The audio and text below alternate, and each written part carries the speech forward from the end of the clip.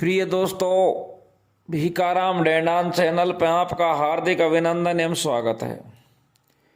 दोस्तों, मैं आपको सुना रहा था नलपुराण इतिहास, और नलपुराण इतिहास के मैं आपको 19 एपिसोड सुना चुका हूं। दोस्तों, मैं आज आपकी सेवा में फिर से उपस्थित हुआ हूं नलपुराण इतिहास का 20वां एपिसोड लेकर के। लेकिन कथा सुनाने से पहले मैं आपसे एक निवेदन करना चाहता हूं कि मेरी प्रत्येक वीडियो को कुछ भाई रेगुलर देखते हैं, लेकिन अभी तक उन्होंने मेरे चैनल को सब्सक्राइब नहीं किया है। क्योंकि मैंने यूट्यूब पर देखा था कि 100 में से 74% लोग हैं जो बिना सब्सक्राइबर वाले देखते हैं, और 26% मेरे चैनल को सब्सक्राइबर वाले देखते हैं। दोस्तों, मैं आपसे एक निवेदन करना चाहता हूं कि जो भी भाई मेरे चैनल को देखता है, मेरी वीडियो सुनता है, पसंद आ जाए तो चैनल को ज़रूर सब्सक्राइब करें और प्रत्येक वीडियो को लाइक ज़रूर करें। ये आपसे निवेदन है। तो अब दोस्तों हम चलते हैं 20वां भाग पे। तो हमने 19वां भाग में सुना कि कासिमपुर के राजा, उसके बेटी समीरा का टीका श्यामनगर के राजा मैनपाल अपने पुत्र पे चढ़ा देते हैं। राजा नल अपने दोस्त के टीका झलवा देता है और शादी की तैयारियां चालू हो जाती हैं। इधर को मैनपाल राजा नाई और पंडित को विदा कर देता है। नाई पंडित जाकर के कासिम सिंह से कहते हैं कि महाराज, श्यामनगर के मैनपाल राजा का पुत्र मनसुख के हम टीका दे के आए हैं और उन्होंने आपकी सारी शर्त मानने के लिए तैयार हो गए हैं। तो दोस्तों, इधर को लड़की वाले भी शादी की तैयारियां कर रहे हैं और इधर को लड़के वाले भी शादी की तैयारियां कर रहे हैं। तो नल मनसुख से कहता है कि दोस्त, 1 लाख की सेना तेरी है, 1 लाख की सेना मेरी है, इनको सजा लिया जाए।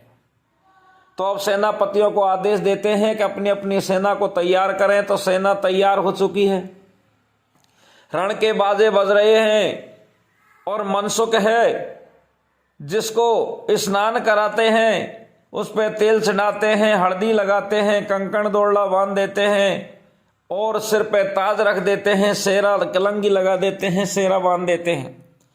कहने का मतलब दूल्हा बना देते हैं। और दूल्हे बनने के बाद में सारा नगर बड़ी प्रसन्नता से और मनसुख की निकासी करता है। निकासी करने के बाद में बारात सज धज करके और अब कासिमपुर के लिए रवाना हो जाती है। बारात रवाना होती है। दूल्हे महाराज जैसे ही रथ पे चढ़ने के लिए तैयार होते हैं और सामने से एक छींक होती है। सामने से छींक होती है तो मैनपाल राजा का पंडित है, जो राज पुरोहित है, वो मनसुख को रुकने के लिए कहता है कि बींद राजा, थोड़ी देर के लिए रुको, क्योंकि सामने से छींक हो चुकी है और सामने से छींक के संकेत ये होते हैं कि कुछ अशुभ होने वाला है। इस कारण से वो अशुभ घड़ी को टाल दीजिए। लेकिन नल नहीं मानता है। नल कहता है कि जो सूरवीर होते हैं, क्षत्रिय होते हैं, वो कभी भी रण से पीछे नहीं हटते, वो शुभ अशुभ नहीं देखते हैं। दोस्तों, मनसुख और नल दोनों एक ही रथ पर सवार होकर के अपनी सेना को आदेश देते हैं कि सेना को कूच किया जाए, और सारी सेना को 2 लाख की सेना को लेकर के अपने परिवार सहित, अपने पिताजी के सहित नल मनसुख अब कासिमपुर शहर के लिए बारात लेकर के रवाना हो जाते हैं। तो दोस्तों, इस तरीका से चलते चलते उनको सूर्यास्त हो जाता है। फिर वो शाम की टाइम अपनी सारी सेना के सहित और पड़ाव दे देते हैं। इस तरीका से चलते गए, पड़ाव देते गए, दिन 3 बीत गए। तीसरे दिन जब जाकर के पड़ाव देते हैं, जहां पे अपनी सेना को रोकते हैं, तंबू डेरा लगाते हैं, वहां क्षेत्र आ जाता है बंगाले का क्षेत्र। क्योंकि श्यामनगर से और कासिमपुर जाने के लिए भी रास्ता भी बंगाले से टच होकर के निकलता था। अब बंगाले की सीमा आ जाती है। नल और मनसुख मन में विचार कर रहे हैं कि ये बंगाले की सीमा है, यहाँ जादुओं का बड़ा प्रकोप है, यहाँ की सारी नारियां जादू जानती हैं। इस तरीका से मन में सोच रहे हैं। इधर को राजा मैनपाल सारी सेना को आज्ञा देता है कि सेना को रोक दिया जाए और सारी व्यवस्था की जाए, सेना के लिए भोजन पानी की व्यवस्था हो। तो अब सेना रुक जाती है, जगह जगह अपने तंबू लगा लेते हैं और पूरी 2 लाख की सेना के बीचों बीच एक बड़ा सा शिविर लगाते हैं, बड़ा सा एक तंबू लगाते हैं और बड़ा सा तंबू लगा करके नल और मनसुख को रुकने की, ठहरने की व्यवस्था कर देते हैं। नल और मनसुख के पास में 4 जवान खड़े हो जाते हैं और तंबू से बाहर खड़े हो जाते हैं और तंबू के चारों तरफ 2 लाख की सेना पड़ी हुई है। मन में विचार करते हैं कि दूल्हे राजा को कुछ नहीं होना चाहिए, किसी प्रकार की समस्या नहीं होनी चाहिए। इस तरीका से दोस्तों सारी सेना अपना खाना खुद बनाती है और खाना बनाने के बाद में खा करके शाम को रात्रि होती है और रात्रि में सो जाते हैं। कुछ सैनिक पहरा दे रहे हैं। इधर को एक बंगाले शहर की एक धोबी की लड़की मन में विचार करती है कि मुझे नगर से बाहर चल करके कहीं घूमना चाहिए, विहार करने के लिए चलना चाहिए। तो धोबी की लड़की बंगाले शहर से बाहर आती है और आकर के देखती है तो एकदम से सारी सेना का पड़ा पड़ा हुआ है, मानो सेना का समुद्र लग रहा हो। धोबी की लड़की मन में विचार करती है कि इतनी सारी सेना कहाँ से आ गई, या तो कोई राजा किसी राजा पे चढ़ाई करने के लिए जा रहा है, या फिर कोई बारात जा रही है, या किसी कारण से छोड़ के जा रहा है। अवश्य मुझे ये सेना का निरीक्षण करना चाहिए। तो अब वो धोबी की लड़की क्या करती है, अपनी जादुओं की डिब्बी निकाल करके, अपने जादुओं का पिटारा निकाल करके मंत्रों को अभिमंत्र करके मंत्र फूंक देती है, सारी सेना पे छोड़ देती है। अब सारी सेना मूर्छित हो जाती है, सो जाती है, कोई को किसी को भी कुछ पता नहीं। और अब वो धोबी की लड़की है जो सेना का निरीक्षण करने के लिए सेना में प्रवेश कर जाती है। 2 लाख की सेना को देखती देखती देखती देखती और संपूर्ण सेना को देखने के बाद में उसको बीचों बीच एक तंबू लगा दिखाई दिया कि सारी सेना के बीच में एक बड़ा विशाल तंबू लग रहा है, एक टेंट लग रहा है। इसमें क्या है, इसमें चल के देखना चाहिए। अब वो धोबी की लड़की वो टेंट में चली जाती है, तंबू में चली जाती है। तो वहां जाके क्या देखती है कि 2 सुंदर राजकुमार, जिनकी छवि के वर्णन नहीं हो सकता इतने सुंदर, एक के हाथ में कंकण दोरड़ा बंधे हुए हैं, सिर पे ताज है, हल्दी लगी हुई है, मेहंदी रच रही है। तो अब वो धोबी की लड़की मन में विचार करती है और कामाख्या देवी माँ शारदा का स्मरण करके कहती है कि मैया आज आपने मेरी विनती सुन ली, मैं शादी योग्य हूँ और मैंने बहुत सारे लड़के देखे लेकिन वो लड़का कोई पसंद नहीं आया, आज मुझे घर बैठे ही लड़के मिल गए। ये दूल्हे है जो कितना सुंदर है और दूल्हे के पास में जो लड़का सो रहा है ये इससे भी ज्यादा सुंदर है। तो अब मन में विचार करती है कि मैं शादी ये दूल्हे से करूं या फिर इसके पास में जो लड़का सो रहा है इससे करूं। लेकिन एकदम से ख्वाब आते हैं धोबी की लड़की को कि मेरे एक छोटी बहन और है वीरवती, वो वीरवती भी जादू विद्या में निपुण है, शादी के योग्य भी हो चुकी है। हो न हो मैं दोनों राजकुमारों को यहाँ से मेरे मंत्रों से मेरे जादुओं से ले चलती हूँ घर, और वहाँ हम दोनों बहन एक एक के साथ में शादी कर लेंगे। तो अब जो धोबी की लड़की थी बड़ी, वो मन में विचार करके देवी का स्मरण करके माँ शारदा भवानी का स्मरण करके अपना जादुओं का पिटारा निकाल के और दोनों वीरों को अपनी जादू से पलंग सहित उठा करके और बंगाली शहर में ले जाती है। बंगाली शहर में ले जाती है और ले जा करके जो दूल्हे बन रहा था उसको तो बैल बना देती है और दूल्हे के साथ में जो नल था उसको तोता बना लेती है। जैसे ही बैल और तोता बनते हैं तो नल और मनसुख को चेत हो जाता है, निंद्रा खुलती है। मन में विचार करते हैं कि हमारा अपहरण हो चुका है, हे भगवान हमारी सेना को जब जगेगी सुबह हम नहीं मिलेंगे तो न जाने किस तरीका से वो रोधन करेंगे, कहाँ कहाँ हेरेंगे, सारी सेना में भगदड़ मच जाएगी, सारी बारात में भगदड़ मच जाएगी। अब तो पिताजी भी साथ में है, न जाने पिताजी ये दृश्य को देख पाएंगे या नहीं देख पाएंगे। इस तरीका से दोनों नल और मनसुख बैल और तोता के रूप में विचार कर रहे हैं। इधर को धोबी की लड़की बड़ी जो चंद्रकला थी वो वीरवती से कहती है कि वीरवती तू कोई सा भी लड़का से शादी कर सकती है, वैसे तो मैं तेरे लिए जो ये बैल बन रहा है इसको चुन के लाई हूं, और जो तोता बन रहा है उसके साथ मैं शादी करूंगी, क्योंकि ये तोता बना हुआ है ये बड़ा है और बैल बन रहा है ये छोटा है। तू छोटी है, छोटे के साथ में शादी कर ले, मैं बड़ी हूं, बड़े के साथ में शादी कर लूंगी। लेकिन रात्रि को तो पुरुष बना लेंगी और दिन में बैल बना के कोलू में जोता जाएगा। इस तरीका से दोनों बहन डिसीजन कर लेती हैं। और इधर को सुबह हो जाता है दोस्तों। इधर को जब सुबह हो जाता है, एक एक सैनिक धीरे धीरे नींद खुलती है, जागते हैं। शिविर में जाके देखते हैं, तंबू में जाके देखते हैं तो दोनों राजकुमार नहीं है। राजा मैनपाल के पास में सूचना देते हैं कि महाराज दोनों राजकुमार न जाने कहाँ चले गए, वो नहीं है। राजा कहता है कि सुबह सुबह की टाइम है, हमको चेत लेट हुआ है क्योंकि सफर से थक गए हैं, और वो दोनों वीर हैं, बलवान हैं, योद्धा हैं, दोनों दोस्त हैं, घूमने के लिए सुबह सुबह मॉर्निंग पे चले गए होंगे, आ जाएंगे 2-4 घंटा में। तो अब सारी सेना अपने अपने तंबू में उखाड़ती है, तंबुओं को सेट करती है, अपने रथ घोड़ों पे ला देती है और चलने की तैयारियां करती है। लेकिन बहुत समय बीत जाता है, इधर को नल और मनसुख दोनों नहीं आते हैं। नल और मनसुख नहीं आते हैं। पहले तो सेना के इंतजारी थी कि वो कहीं घूमने के लिए गए होंगे, आ जाएंगे। लेकिन जब दिन के 12 बज जाते हैं और जब भी वो नहीं आते हैं तो एकदम से सारी सेना घबरा जाती है। और इधर को राजा मैनपाल भी घबरा जाता है, मन में विचार करता है कि दूल्हे के बगैर कैसी बारात, अब मैं बारात को कहाँ ले जा सकता हूँ। हो न हो उसका तो उनका तो कोई अपहरण करके ले गया है, क्योंकि ये बंगाला शहर है, इसमें जादू विद्या बहुत चलती है। तो अब सारी सेना बैठ करके सलाह करती है कि महाराज क्या किया जाए। तो महाराज चतुर सुजान जो बड़े विवेकशील नाम के 2 मंत्री थे, और वो मंत्रियों से राजा कहता है कि तुम सर्वगुण संपन्न हो, चाल भी तुम्हारी अच्छी है, तुम्हारे पास में बुद्धि भी बहुत है, तुम हर कार्य को अपनी नीति से सोच समझ के कर लेते हो।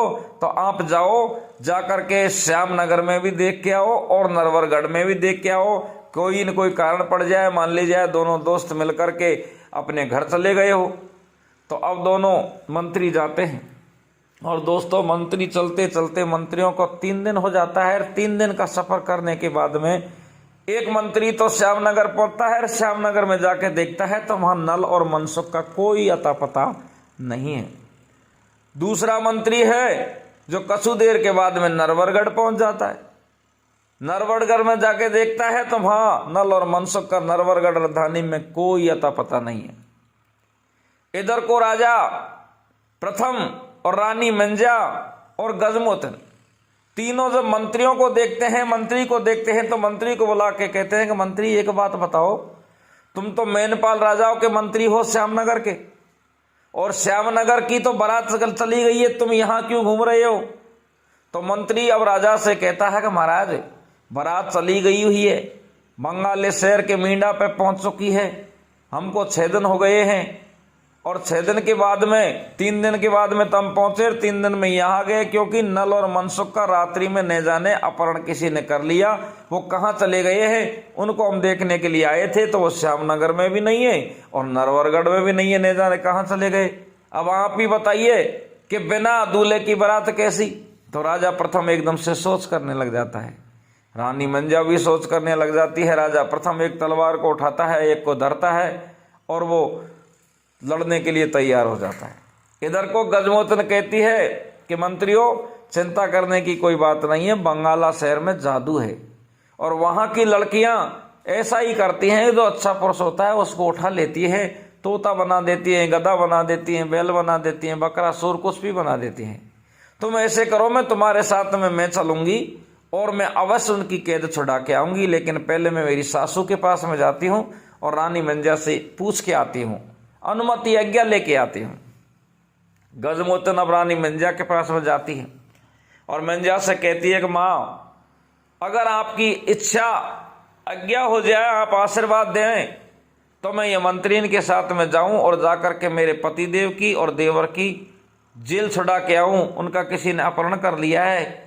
मैंने जब आपकी जेल छुड़ाने के लिए कंपलगढ़ में गई थी, जब देखा था कि महाबंगाल शहर में जादू विद्या बहुत ज्यादा है, गजमोतन की बात को सुनकर के रानी मंजा कहती है कि बात तो सही है बेटी, लेकिन तू इस स्त्री वेश में जाएगी कहाँ, क्योंकि 2 मंत्री तेरे साथ में हैं, कोई रास्ते में धोखा हो गया तो हम जी नहीं पाएंगे। तो गजमोतन कहती है कि माँ मैं स्त्री वेश में नहीं जाऊंगी, अभी मैं सैनिक का भेष बनाती हूँ। तो राजा प्रथम और रानी मंजा गजमोतन को आज्ञा दे देते हैं और गजमोतन रानी सैनिक का भेष बना के मर्दाना भेष में आकर के घोड़े पे सवार होकर के दोनों मंत्रियों के साथ में और बंगाली शहर के लिए रवाना हो जाती है। 3 दिन के बाद में फिर पहुंचते हैं। अब वहां जाकर के रास्ते में गजमोतन है जो दोनों वीरों से, दोनों सैनिकों से कहती है कि सैनिकों, जो श्यामनगर का राजा है मैनपाल, मनसुख का पिताजी, उससे आप मेरे बारे में कुछ नहीं कहेंगे, क्योंकि वो उसको पता लगेगा कि मेरी बहू भी यहाँ आई हुई है तो वो नाराज हो जाएंगे। और मैं सीधी बंगाली शहर को जाऊंगी और बंगाली शहर में जाकर के अवश्य सब बात का पता लगा के नल और मनसुख की जेल छुड़ा के लाऊंगी। इधर को सेना के पास में पहुंच जाते हैं, लेकिन सेना के पास में जाते ही मैनपाल राजा कहता है कि वीरों बताओ, मंत्रियों बताओ कि मनसुख और नल का कहीं पता लगा? बोले महाराज कहीं पता नहीं लगा। तो तुम्हारे साथ में ये वीर सैनिक कौन है, नौजवान कौन है? कि महाराज ये नौजवान सैनिक है, वीर सैनिक है, ये हमारा दोस्त है, हमें रास्ते में मिला था और इसने ये कहा था कि मैं गुप्तचरी विद्या बहुत अच्छी तरीका से जानता हूँ, वो कहीं भी नल और मनसुख होंगे उनको मैं ढूंढ निकालूंगा। तो मैनपाल राजा कहता है ये तो बहुत अच्छी बात है। तो अब वो गजमोतन सैनिक के रूप में बंगाली शहर में जाती है और वहां जाकर के सेना से दूर होते ही अपना भेष बदल लेती है, एक नटनी के भेष में आ जाती है। नटनी बन के अब बंगाली शहर में घूम रही है और घूमती घूमती कहाँ पहुंच जाती है? धोबी की लड़की, जहां दोनों बहन बैठी हुई थी और अपने बैल को और तोता से बातचीत कर रही थी। अब नटनी भेष में गजमोतन वो धोबी की लड़की से कहती है कि बहना एक बात बताइए, ये तुम्हारा तोता है जो तो बड़ा सुंदर है, ये तोता है मुझे दीजिए। बिल तू क्या करेगी इसको? बिल इसका मैं पालन करूंगी, इसको मैं पालूंगी, मुझे तोतान से बड़ा प्रेम है। इतनी बात को सुनकर के वो धोबी की लड़की कहती है पर मैं तो इसको नहीं दे सकती, ये तो मेरा पति देव है, मैंने तोता बना रखा है, मैं रात्रि में इसको पति बनाती हूँ। तो बोल पति बनाती हो तो कोई बात नहीं है, मुझे दे दो। बातों ही बातों में दोनों में विवाद हो जाता है, विवाद हो जाता है। तो अब वो धोबी की लड़की कहती है कि तू ये नहीं जानती कि ये बंगाला शहर है, जादू का क्षेत्र है, अगर तू मेरे से विवाद करती है तो मैं अभी तुझे कुतिया बना देती हूँ, तू भी पड़ी रहना। अब गजमोतन मन में विचार करती है कि ये कुतिया बना सकती है जादू के पास में, इनके पास में जादू की कमी नहीं है, 14 विद्या निदान है, लेकिन ये जादू करे, मंत्र पढ़े, मंत्र फूके मेरे पे, जिससे पहले मैं मंत्र उसके ऊपर फूंक देती हूँ। गजमोतन तुरंत मंत्रों का आह्वान करती है, मंत्रों को पढ़ करके, और वो धोबी की जो लड़की थी बड़ी उसके ऊपर मंत्र फूंक देती है। मंत्र जैसे ही फूंकती है और उसको एक चिड़िया बना लेती है। इधर को वीरवती को पता लगता है कि मेरी बहन इसने चिड़िया बना ली है, वो भी इसके सामने आती है और जादू विद्या, जादू चलाने की कोशिश करती है। उससे पहले ही गजमोतन उस पर भी जादू चला देती है, जादू चला देती है। अब दोनों बहनों को चिड़िया बना लेती है, दोनों बहनों को चिड़िया बना करके एक पिंजरा में बंद कर लेती है और इधर को बैल का जेवड़ा पकड़ के और वो तोता का पिंजरा लेकर के वहां से रवाना हो जाती है। अब गजमोतन बंगाली शहर से बाहर आ जाती है और बंगाली शहर से बाहर आकर के बैल को और तोता को एक जगह खड़ा करके और एक पात्र में जल लेकर अपने मंत्रों को पढ़ करके उनके छींटा मारती है। छींटा मार के एक वृक्ष की ओट में हो जाती है। जैसे ही वृक्ष की ओट में होती है तो नल और मनसुख दोनों अपने पूर्व स्थिति में, पहले की स्थिति में आ जाते हैं, पहले की स्थिति में आते हैं। लेकिन नल और मनसुख दोनों आपस में बातचीत करते हैं कि भैया बंगाली शहर से हमारी जेल छुड़ाने वाली गजमोतन हो सकती है और कोई नहीं हो सकता, क्योंकि गजमोतन के पास में ही है बंगाली शहर की जो जादू विद्या है, उसका तोड़ गजमोतन के पास में और किसी के पास में नहीं है। मनसुख भी यही बात कहता है कि भैया बात तो सही है, भाभी आई होगी, अगर भाभी नहीं आती तो हमारी जेल नहीं छूटती, लेकिन वो है कहाँ। दोनों आपस में बातचीत करके अब गजमोतन को ढूंढते हैं तो गजमोतन एक वृक्ष की ओट में मिल जाती है। नल कहता है कि छिपने से कुछ नहीं होगा, हम पहचान गए। हम अच्छी तरह से जानते हैं कि तुम्हारे पास में ही ऐसी विद्या है जो हमें कैद छुड़वा सकती हो, मुक्त करवा सकती हो, ने वरना हम कभी भी मुक्त नहीं होते। तो अब गजमोत्र, नल और मनसुख तीनों के बीच में बातचीत होती है। तो नल और मनसुख से कहती है कि देखिए ये पिंजरा है, इसमें 2 चिड़िया हैं, वो तुम्हारी कैद करके ले गई थी, वो धोबी की लड़की हैं। और अब चलो तुम्हारी सेना के पास मैं तुम्हें पहुंचाती हूं और उसके बाद में मैं मेरे ससुराल चली जाऊंगी, आप शादी करके आना। इधर को नल और मनसुख कहता है कि नहीं, आप नहीं जा सकती, आप हमारे साथ में बारात में चलोगी और ये बंगाले की सीमा पार करवा के वापस आ सकती हो, अभी हम आपको नहीं जाने देंगे। इधर को अब गजमोत्र और मनसुख और नल तीनों जब चल देते हैं और तीनों को आते हुए देख करके राजा मैनपाल है जो बड़ा प्रसन्न होता है, नाचने लग जाता है खुशी के मारे, दोनों बेटों को गले लगाता है, क्योंकि नल को भी वो बेटा ही समझता था। दोनों बेटों को गले लगाता है और अपनी बहू को आशीर्वाद दे देता है कि बेटा अगर तू नहीं आती तो आज मेरे दोनों बेटों की जेल है जो नहीं छूटती, इनका मुख मैं कभी नहीं देखता। तू बड़ी बहादुर है, बड़ी बलवान है, और हे भगवान ऐसी बहू तो हर किसी को होनी चाहिए। तो बेटी अब क्या है, अब तू कहाँ जाएगी? तो पिताजी नल और मनसुख की ये कहना है कि बंगाल शहर को पार करवा, उसके बाद में तू वापस नरवरगढ़ को जाना। और पिताजी ये जो पिंजरा है इसमें जो चिड़िया हैं ये दोनों वो धोबी की लड़की हैं जिन्होंने मेरे देवर को और मेरे पति देव को कैद किया था। तो अब वो मैनपाल राजा वो पिंजरे को ले लेता है और कहता है कि बेटी इसे मुझे दीजिए, ये धोबी की लड़कियों को, ये चिड़ियाओं को मैं समय आने पे छोड़ूंगा, अभी नहीं छोड़ूंगा। तो दोस्तों इस तरीका से वो पिंजरे को तो रख लेता है और नल मनसुख भी अब अपनी बारात के पास में आ जाते हैं और बारात में पास में आकर के बारात को तैयार करके वहाँ से रवाना हो जाते हैं। अब वहाँ से रवाना हो जाते हैं और दोस्तों रवाना होकर के अगला पड़ाव जाकर के देते हैं कासिमपुर की सीमा पे जाकर के। कासिमपुर की सीमा पे जाके देखते हैं, वहाँ से वो वन चालू हो जाता है जिसमें दानव रहते थे। और दोस्तों यहाँ से आगे का प्रसंग आप नल पुराण इतिहास के 21वें भाग में सुनेंगे। जब तक के लिए राम राम दोस्तों, जय हिंद, जय भारत।